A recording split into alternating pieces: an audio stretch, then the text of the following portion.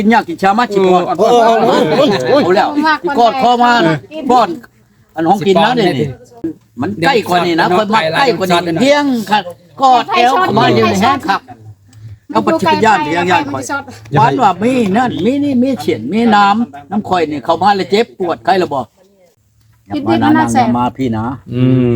เพราะว่าคนจุกเจือนะนี่ว่าไก่นะมันหมู่มันสิอย่างนี้นับกันนะชิมกันว่ามาสนายยังสดเลยนะมันสิช็อตได้บ่แหละโอ้ยว่าไปแล้วมาประกอดคอเคยก็ได้ว่าไปแล้วบัดนี้มันช็อตบ่อนไหนนี่บ่แม่นไผผ้าว่าคนเฮามันว่าถูกต้องฟ้องร้องกันแล้วมันสิยากจังได๋นางเอ้ยว่าปานว่าคนบ่เคยเอาลูกเอาผัวเนาะผ่านมาก็จนได้ลูก1 2ลูกเลยก็ยังชีว่าอันรักหาแห่อยู่เช่าค่อยเชิบมันได้พอโดนแล้วมันแห่ได้งัวหน่อยแบบงัวอันนั้นเข่าโดนแล้วมันเจ็บได้กันบอกแม่มันสิบ่เจ็บปะโทไปแทงไม้อีกเจ้าเพชรแทงใหม่เราใหม่เนาะเจ็บตัวยันหัวใจเต้นตึบยันไอ้บ่มีน้ำยาโอ้ยแม่ได้พ่อใหญ่ผมมีอีหลีป่ะพ่อใหญ่ป่ะยังแหละดินี่แล้วคนว่าเป็นยันเป็นคือเพลงบ่มีน้ำยาเหรอ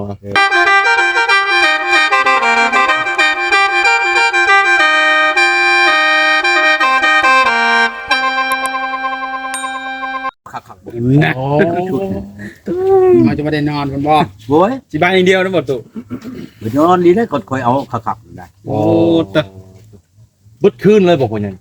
โยของใหม่แล้วใครที่นอนมันเอาแหละมันบอกพ่อใหญ่ทางเราอายุขาดผู้ชาย6 ปีแล้วคือเอาชมใจเราขาดจะวอนว่าคือจะวอนไว้มันเหี่ยวบ่ออกจะวอนจังแม่นไปจักเด้อบอกพ่อใหญ่โดนเอายามไหนเนี่ยพ่อใหญ่ตอนเช้าตอนแรงบอกหัวแรงบอกนั่นบอกกินข้าวแล้วบ่เบิดคืนเลยนะเพราะว่าวานเอาแต่7 โมงห้องมาเช้าอะไรอย่างโห10 ปลายดอกเลยเนาะพ่อใหญ่เนาะ15 ดอกเอาฮอดนั้น5 6 โมงมาเช้านั้นมันบัดเอาบัดให้เขา1เขาหน่อยเด้ใช่นะพ่อใหญ่จะได้1เองแล้วเอาตอนเช้าพอให้เบิ่งเลยได้วันนี่เบาอันนี้มาเบาแพทย์น้อยเนาะมาเอาลงมาให้เบิกวันเช่านี่โทรมาเหย่า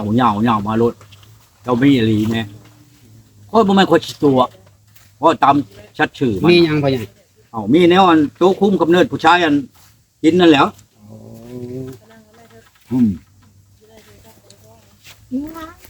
เราจะหายเจริญนะจำเท่านางนี่กับนอนมือคือตะบิดนี่ติดใจบ่เมื่อครับ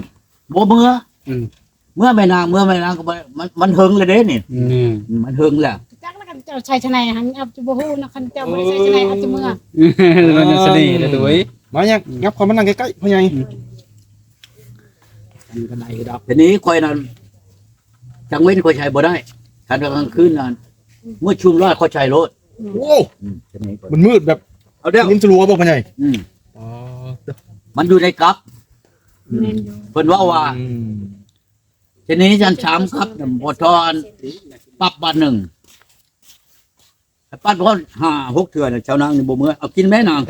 เอายังไงกินก็ใช่ว่ากินยากกินชามาชิกอดเอาแล้วกอดคอมาป้อนอันของกินนะนี่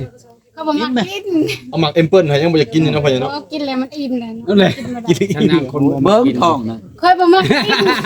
ท้องยังเหี่ยวอยู่คนบ่มักกินเนาะเอาแล้วค่อยต้อยก็ปีแล้วคนบ่มักกินบ่มักกินเฮ็ดหยังกินได้อยู่กินหน่อยนึงถ้าบ่มักกินน้ำข่อยแหน่พวกมันเข้ามาวันนี้เก็บพอค่อยกินข้าวแช่เนาะพ่อใหญ่เนาะกินข้าวแซ่บนอนหลับเลยเนาะพ่อใหญ่แซ่บบ่แมลงนี่นอนหลับหมดคืนเลยแมลงตุ๊ชาวนาเรานี่ยับเข้ามานางยับนั่นนี่นะอยู่มันใกล้กันละเด้ให้มันใกล้กว่านี่นะคนมาใกล้กว่านี่เที่ยงกอดแอวเข้ามาอยู่ในแห้งครับเอาปัจจุบันย่านคอยหวานว่ามีนั่นมีนี่มีเฉียนมีน้ำข่อยนี่เข้ามาแล้วเจ็บปวดใครละบ่เข้ามาโลดให้หัวใจมันกระซุ่มกระซวยเนาะพ่อใหญ่เนาะจุ่มปลาน้อยนี่ได้ดองเอาให้แนวแช่บจีกมันบ่ค่อยนี่มันเช่ามานั่นนี่จุ่มปลาน้อยกินดิบเนาะจีกแล้วมักพริกดิบเด้อ พอจีออกมาเลยมันบอกพอเอามาพริกเอาห่อนี่ ค่อยใส่รถเอาหลายนี่เด้ในเช้านี่ค่อยกินอันนี้ แม่น อิ่มเลยนี่ได้ อืม ยังอยู่ชามห่อ กัดมับก็เต็มคำแล้วเนาะพ่อใหญ่เนาะกัดเต็มคำแล้วเนาะ โอ้ย แซ่บแล้วเนาะพ่อใหญ่ ตัวหนึงนั่นตัวน้อยกว่านี้อันนั้นค่อยช้อยอันนั้นน่ะกล้วยหัวจิงไข่ อืม ช้อยคาช้อยอันมะเขือ โอ้ ใช่แล้วค่อยตำ ตำครับ ค่อยช้อยแล้วค่อยตำมันตำแล้วค่อยเอาลงห่อนัด เอ แล้ว อ ค่อยล้นให้กันค่อยเอาข้าวใหม่เอาอันไปช้างหางพักใช่แหละค่อยห่อเม็ดไปนะปัดมันเป็นจังหน่อยเนี่ยไปจำอะโอ้ อืมขักมันยังเนาะพ่อใหญ่เนาะ มันหอมห่วยๆแท้ได น่า เฮ็ดอันนั้นผู้มักดิบ อืม ค่อยหักมันเฮ็ดหลายอย่างนั้นเฉพาะว่า อยู่ นี่ คนเดียวแล้วก็กินบ่หลายแล้วบ่มีผู้กินนำเนาะ ตัวนี้น่ะค่อยทอดแล้วนี่ลูกค่อยทอดนี่ ตอนนี้ผู้กิน ทอด นำ แล้ว ใคร นี่ แล้วแสดงว่ามากินบ่สมปลานี่ เด็ด เอาบ่ทอดสุกแล้วเด้ กินได้อยู่ นี่เด้ทอด เนาะ ตัวทอดก็มีอยู่ กินอิ่มเลย กินอิ่มเลย กินได้อยู่แต่กินบ่หลายเนาะ ตัวนี้มันทอดแล้วเด้นี่ งานเห็นบ่ตัวละคำเนาะพ่อใหญ่ อันค่อย เรา ทำ เลย ผัก ว่า เทียม แนว ผัก เรา เทียมผัก บ่ บั ได้ บั กิ วน โลนะเฮ็ดแนวกินได้อยู่กินเท่าน้อยบ่ได้กินหลาย มาแล้วค่อยก็ กินชุมหุน ทอด แม่ น้ำมันนั่นน่ะ กิน ก็ แล้ว มี นึง อยู่ ละ ใน อิ่ เทีย ม ม คือมัน อื อิ่ม มตัวกับหุนน้อยแล้วเนาะ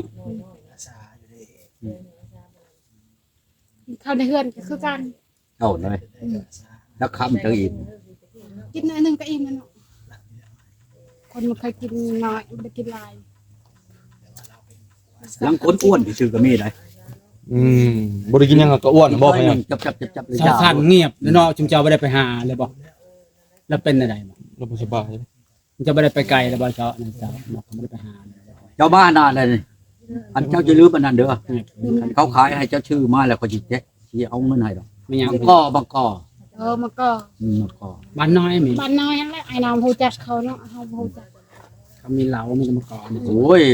ผู้บ่จักกลับไปถามชื่อเขาก็ขายให้อยู่ดอก มันไกลแต่ ตลาดเชโนนี่บ่ได้จักผู้หน้าได้ค่อยขอแต่มีเงินคนไปชื่อรถได้รถได้โอ้เราไปเว้าแน่นอน เงินนั่นแล้วเนาะพ่อใหญ่เนาะ ผู้จักหน้าเขาจะขายให้จะบ่นี่นี่ ชื่ออะไรน่ะ ค่อยบ่ให้เจ้าไปขอได้ให้ไปชื่อเขา ไปซื้อ ขอชื่อแน่ว่าฉัน เคยบ่เคยไปเนาะ อันนี้นั่น พายน้าไม่ได้ไปเขาจะพายน้าไม่ได้ไปเขา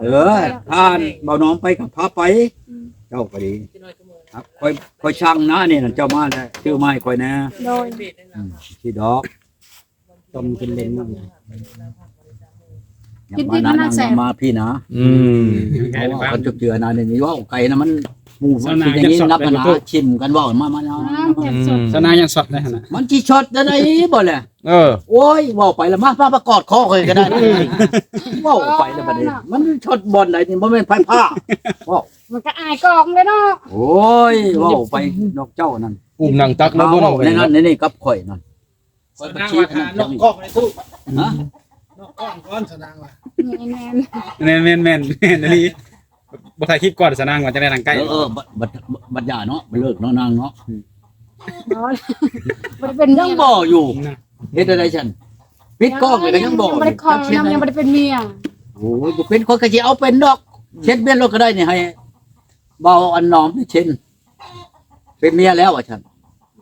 ถ้าถือคนมานำบ่ได้กันไผอันนั้นน่ะไผชาวนางเมียคอยก็สิว่าในนี่ดอก เมื่อหันเราได้อยู่เมียเนาะคนใดก็เว้าได้ เห็นไหมจังว่าเว้าได้บัดบ่จะเข้ามาใกล้ อืม คนเฮามันเว้าถูกต้องปองดองกันแล้ว มันสิยากจังได๋นางเอ้ยบอกปานบอกคนบ่เคยเอาลูกเอาผัวเนาะผ่านมาก็จนได้ลูก1 2ลูกเลยก็ยังสิว่าอันรักหาแห่อยู่เช่าค่อยเชิบ มันได้พอดนแล้วมันแห่ได้งัวหน่อยแบบงัวแบบอันนั้นเขาดนแล้วมันเจ็บได้ ท่านบอก แม่มันสิบ่เจ็บปะโทไปแทงไม้อีก อืม เจ้าเฮ็ด จังว่า แทงใหม่เราใหม่เนาะ เจ็บมัน อ๋อตัวยันหัวใจเต้นตึบ อืม ๆเขามันโดนแล้วเนาะน่ะ อื แม่ ม น จะว่าซอกเพิ่นบ่จักเด้อ ซอกเลยเนาะตาตั้งเลยเนาะ ซอกทั้งผู้หญิงผู้ชายก็บ่จักเอ้าผมมันได้พอดนเติบเด้อเนี่ยเติบได้ 6 ปีบ่ 6 ปี7 ปีแล้ว 6 ปี 7 ปีประมาณนี้แหละ ยันคือพ่อใหญ่พ่อใหญ่ ผมเมื่อก็อย่าไปแล้วจะมันตันแล้วบ่จัก ไม่ใช่ ตายได้ พ่อใหญ่ยันถึกเพลงเขาว่ายันแทงบ่เข้าหั่นน่ะ เออ พอเขากันชิพิแทงไปแล้วเนาะ มีน้ำยา พี่ก็บ่ใหญ่ ยันแทงบ่ถึกจุดมันน่ะ ลำยาไม่ได้ แทงบ่เข้าก็ยากเติบเด้อพ่อใหญ่เอ้ย คนจะพี่แทงเขาแล้วมันเข้า อืม มันเข้าดอก พี่ก็บ่เข้าได้ นางก็บ่มีน้ำยาป่ะ อืม บ่มีน้ำยาป่ะจ้านาง แม่นกระเพงแม่นไอ้บ่มีน้ำยา โอ้ยแม่นเลยพ่อใหญ่บ่มีอีหลีบ่พ่อใหญ่บ่ ยังแหละดินี่เรา เพิ่นว่าเป็นยันเป็นคือเพลงอะบ่มีน้ำยาเหรอ เออ ยันบ่เก่งอะนะ มีบ่มีก็ลองเบิ่งบ่ ร้องเลยเนาะพ่อใหญ่เนาะ เราบ่ให้ร้องเลยทีหนึงเลย เออ มันสิร้องเลยเพิ่นเบื่อ ต่างกันได้อยู่เนาะ เออ คนเฮายังบ่ได้เป็นตัวเมียกัน บ่ ไม่ใช่ นะ ลองซื่อๆเนาะ นั่ง กะลีได้เนาะ มื้อนี้ก็บ่ร้อง กะลีอาจจะลองได้กะลี เออ โอ้ย กะลีก็เสียเงินได้กะลีก็ บ่แม่นกะลีก็ร้องคือกันนั่นแหละเฮ้ยร้องได้คือกันนั่นแหละว่าพาแต่กะลีแท้ๆว่าในบ่ว่า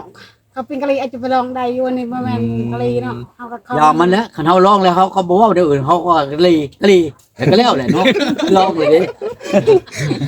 คันว่าเราบ่ทันได้ร้องเขาก็บ่ว่ากะลีบัด เออ ไปร้องแล้วเฮากะลีเฮาก็สิผิดนี่ อ๋อ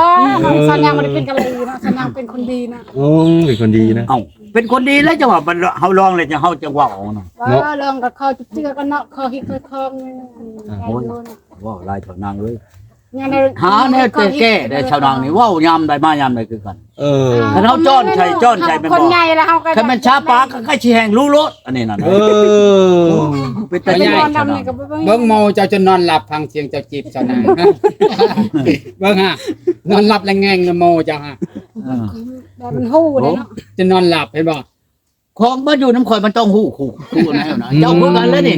มา ในโม เจ้ามาดูน้ำข่อยนี่แมลงข่อยกอดข่อยดมข่อย โอ้ กอดข่อยชมกอดคมดมแก้มอยู่โลดเจ้าคนนี้ฮู้ปัญญัง บ่หลับชัดแจ้งบ่ มันขึ้นบ่ใหม่เก็บประชับมันไว้ปัญญัง เออ มันฮู้เลยเด้ ถ้าแมลงนี่อยากรักจะหน่อยแรงบ่อื่นโอ้ยเก็บประชับมันฮู้ดึงแขนบ่ร้อยโดนแล้ว เมียจะก็มันคือจะบ่หอมเมียจ้ะ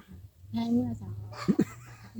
เห็นได้ก็บ่ห้าม เมียเจ้าคือจะบ่หอมเมียจะให้เมื่อจ้ะ โอ้ยบ่เนาะแนวเขามันบ่พอใจกับเฮาแล้วมันก็เฮ็ดนั้นมันก็ผิด มันหอมหุ่มบ่ตุหอมหุ่มไปเนาะ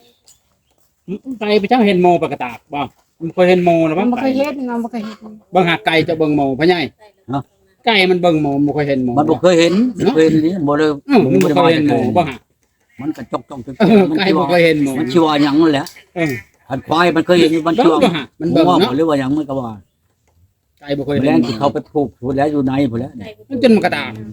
ปลูกเช็ดขางพูดแล้วให้มันเวินบ่ให้มันถือกันอย่างใดอันหมูเทียงนี่แหละนี่หมูบะกล่องนี่ช้ำนี่แหละ เป็นได ช้ำหมูนี่แหละผูกใกล้กันมันคล้องกันตายเช่าตายบ่ถึงช่อง เออ นี่เด้อเทียงเขา ปลู นี่ กติดกัน ฮะ ปลูกไก่กันแล้วคล้องกัน ใกล้กันแล้วมันคล้องกันได้เชือกคล้องกันหัดคอตายคนลง แม่นนะมันทันใจบ่ได้ เช่ามาอย่างงี้มันห้องลุงแม่นหยัง ตายหมดสาม มาเผาหมูค่อยตายบ่ช่องมันเอาแล้วหมูชื่อมาแต่บ้านนี่ไดมันเมาค่อยจะว่ามังเอิญได้ค่อยนี่เด้หมูเทียงนี่ค่อยขึ้นไปขอเมียอยู่อันบ้านกลางบ้านปุ่งปอนี่เด้ปุ่งปอนี่สุดนั้นชาวทองนี่เด้ประมาณนี้ชื่อหมูนั่นจักเจ็ดแสนชื่อหมูเทียงนี่ใช้รถไปรถอันเทียงอันหมูเจ้ากายมาเห็นบ่ แค่นั้นแหละพอพูดเลยไปเบิ่งหมูรถเห็นแต่กระชอก มันไปใช่ไหมเจ้ามันคิดโตนจะอยู่ใส่ เพิ่นเล่นหลายเนาะพ่อใหญ่เนาะ ของว่าผู้เช้าว่าให้หมูตัวหนึ่งเด้อว่าฉันไปขอว่าเอาหมูตัวนั้นไปแล้วเพื่อฮอดพูดเลยบ่เห็นชาหมูเนาะโอ้ย แล้วกันเนาะพ่อใหญ่เนาะ ไปนอนอยู่อันไปนั่งอยู่ในพุ่นนะรถกระบะน่ะเดี๋ยวทั้งเบาะมันกระบะทางนอกนี่มันบ่ได้มีคนอยู่ โยกแล้วกันเดี๋ยวจะชื่อหมูกับชีปานเดียวกันแหละชื่อเจ็ดแชนอันนี้ก็ 1,100เนาะพ่อใหญ่เนาะ 8 แสนหมดแล้วหมูตัวนี้ชิบอก เอามามื้อนั้นน้อยกว่านี้เนาะพ่อใหญ่เนาะ ฮะ เอามากินตอนนำผู้สาว2คนน่ะเนาะ น้อยกว่านี้น้อยรุ่นนี้ บ่นี่เขาเรียนจนใหญ่แล้วได้ใหญ่ตอนนั้นเขาขายตอนละพันตอนนี้ขายตอนเป็น2,000 พันเอ็ดเด้นี่ 1,000 พันหนึ่งมันก็6 แสนนั่น8เลยเนาะ6 แสน8แล้ววันนี้ละ7 แสน8 แสนพุ่นนะก็สิว่าแต่หมูตัวนี้นะยามันตั้งเอาให้ชาวนางเนี่ย บ่เราคนฮู้จักแล้วคนก็เอาไปให้ได้คนไป นั่นเลยจังหวะ บางคนก็เราไปซื้อเพื่อนเนาะ ตัวนั้นชำกันบ่ตัวนั้นก็ดี สำคัญนั่นแหละรุ่นสำคัญ เออ มันตัวเดียว ฟังเบิ่งเด้อนางคันข่อยยังหายังบ่ได้แล้วเอามาให้ข่อยอีกเด้อตัวนั้น โดย เอามาโลข่อยหาเบิ่งว่าจะเป็นมันบ่ได้แล้วเอาหมูทองตัวนี่มัน มูสังต่อในพอเนาะมันก็หลาย เอาอยู่ตรงเนาะคนบ่หลายได้ เจ้าอีกบ่พ่อ ค ใหญ่ นบ่หลาย บ่พ่อใหญ่ คันบ่ได้งัวแล้วว่าสิเอาอีก เจ้าหมูอีกตัวนึงเนาะเขาบ่ได้เนาะ ตัวนึงนะ คันว่าบ่ได้งัวแล้วว่ะ บ่ได้งัวคันได้งัวแล้วก็ยาหมูนี่นั่นดอกคันได้เจ้านางให้เอางัวตัวใหญ่แล้ว โอ้ มาเฮียงกันเมื่อนั้นถือขวอันชิ้นถือแพมาครบจุดเด้อแพดอกแพด้ามเจ้านั่นเอามาเบี้ยงใบข้างในนะลงพักควันก็ได้มันอะไรเอาแปลว่าแหกมือมันได้นางเฮาแต่ว่าเฮาบ่ทันเอากันหักแหกเอามือ เอามือเอายามเนาะพ่อใหญ่เนาะ ดีเด้ นั่นคือควันเฮามามันถูกต้องกันแล้วก็มันก็ไปนำกันเลยนะ มักคนละเนาะพ่อใหญ่เนาะ ตะบิดก็แหกใช่ก่อนแล้ว ว่าเพิ่นให้ว่าไปยังบ่ได้ขอเนาะ เอาแล้วเว้านะเว้า อืม วันนี้ชาวบ้านชาวเมืองเคยเนาะเฮานั่งเฮียงกัน เออ เอ้าตู้ควันเอาเบี้ยกันเลยเพิ่นว่า งาน เขาโทรมาถามเจ้าก็ว่าผัวค่อยได้แล้วแล้วก็ยาเฮ้ยเนาะ เออ เมื่อใดก็ยังสิเอากันอยู่แล้ว อืม เพราะยังบ่ได้ขอเนาะ เอาบ่ทันขอก็เฮียงกันคนก็สิเป็นหยังมาปานว่ามันสิเจือนเพไปเสียธาตุขาดคุณนั่นนี่ใครละบ่ ยังบ่ได้นอนเนาะ โอ้ยบ่ทันได้นอนมันสิเชียเพียงอีก บ่พ่อใหญ่แถวบ้านห้วยเมาสิบ่ชายก็บ่ได้เมียเด็กน้อยอีกแล้วสำลูกก็สิว่าเนาะ ดอก เออพ่อใหญ่ อย่ามาโนอนนางเนาะ โดย เจ้าก็ยังน้อยอยู่เอา พ่อใหญ่นี่ก็เสน่ห์แฮงอีหลีมีแต่ผู้น้อยเด้อมาเอาเด้อ ได้บ่ บ่แล้วบ่พ่อใหญ่คำเอาก็เฮ็ดแบบพ่อใหญ่เว้าเอาบ่สิปันให้ปันหน้าให้แล้วบ่ ปันให้หน้าแล้ว ดีเลยเนาะ เพิ่นสิปันให้ได้เพิ่นเอาได้พ่อใหญ่ได้ ดีเลยมีมูลมาแล้วเนาะดีแล้ว โอ้ก็ได้มูล เจ้าพวกมันได้จะให้หน้าเขา อืม บ่เคยได้ แน่มันเอาข่อยก็สิให้ อืม เอาบ่ เอ้า แน่ เนาะ มันดีพอแห้งแล้ว เอาข่อยน่ะ อืม ว่าเขาอยู่ในเครื่องสั่นเขายังบ่ได้ปันนะพ่อแม่เขายังบ่ได้ปันเขาบอกเขายังอยู่เนาะยังบ่ได้ปัน ปันได้ก็ได้เลยเนาะ ยังน้องยังบ่ได้ปันกันเพราะว่าพ่อแม่ยังอยู่เด้ อืม อืม เฮ็ดเป็นการทำไม ข่อยจะว่า เฮ็ดเป็นแดน สมมุติว่าข่อยสิผูกแขนคือมื้ออื่นนี่แหละมื้อนี้ล่ะข่อยสิให้บ่นอนมาชงเจ้า อืม มาครัวเฮา พ่อแม่ ไปการหน้าแห้งแล้วบ่แม่นผู้เดียวเจ้าดอกมาพูดในลูกหลานข่อยก็มี อืม โอ้โหนี่บ่ได้สุกหวานจังนั้น เอาแล้วเจ้าใช้น้ำตาลมันก็สิหวานนั่นแหละ มันเป็นน้ำแนวมันไง เนี่ยก็ดีแล้วกินมื้อน้ำข่อยบ่เรียกเชื้อข่อยน่ะบ่คุมเขาเดี๋ยวหวาน มันเอาหวานๆนั่นน่ะมันเป็นน้ำ เป็นน้ เอาไปสิเทมันสิได้ กินมันได้ยัง นั่นน่ะเนาะ บ่ซะนางบ่มีผู้บ่าวบ่แถวบ้านนั่นหรือว่าจังได ำมีอยู่ยังบ่ถึงชะตา โอ้ยยังบ่ถึกชะตาเนาะ โอ้พอเราจังอยู่ได้ปานนี้เนาะแล้วเลือกกะลี เลือก ผู้เบามีเลยก็เชิญมันเท่าคือเฮาแล้วให้บอกว่านั่นแหละเราจะมาพังก่อน เออ อย่าเราพังไปอีกจักชิปชาวปีเราเท่าแล้วพวกกับไผที่เอาเราพังไปโลดจ้า คันมันเลือกบ่ได้ก็อาจจะเอาเนาะคันเลือก แน่ ได้ก็ สิบ่เลือก ไปใหญ่ ฮะ มะพร้าวจนล้นแล้ว มะพร้าว ข้าว มันหล่นเฉพาะ ล้นแล้วสุกแล้ว ในใช้มันหล่น เล่นในส่วนน่ะ ยาบ้านแล้วปลาเป็นหันแล้วข่อยสิเอาเมียนก้าได้ จั จั ง ง โม ข่อย จะเอาไปกินน่ะ บ่ข่อยยังมะพร้าวชีหน่วยนะหั่น มันหล่น เบิ่ เลย แล้วกับปลาด้วยหั่นแล้วเจ้าว่าตกน้ำพุ่นเนาะข่อยก็บ่ได้เบิ่งได้ เราว่าจะขายบ่ล่ะซื้อ บ่ขายได้ บ่ บ่ ไง เจ้าข่อยสิ ไงคือบ่ไปซื้อมะพร้าว5ปีนะปลูก5ปีได้กินหมากนะ มีบ่ เอ้าอยู่นะเขาขายมะพร้าวนะ เดี๋ยวนี้ มันมีเบี้ยมันเด้ มีเบียร์ โอ้เขาขาย ดีกว่าแล้วสิไปปลูกมะพร้าวมันชูง อั กว่า ละเฮิงได้อันนี้ได้อันนี้กินได้ มันเป็นมะพร้าวหอมนะพ่อใหญ่ อืม อันนี้มะพร้าวคันน้ำมะพร้าวนวลนั่น อันนี้สองกบได้ครับปลูกนี่อันนี้เดี๋ยวนี้มันก็มีอยู่4กบ อืม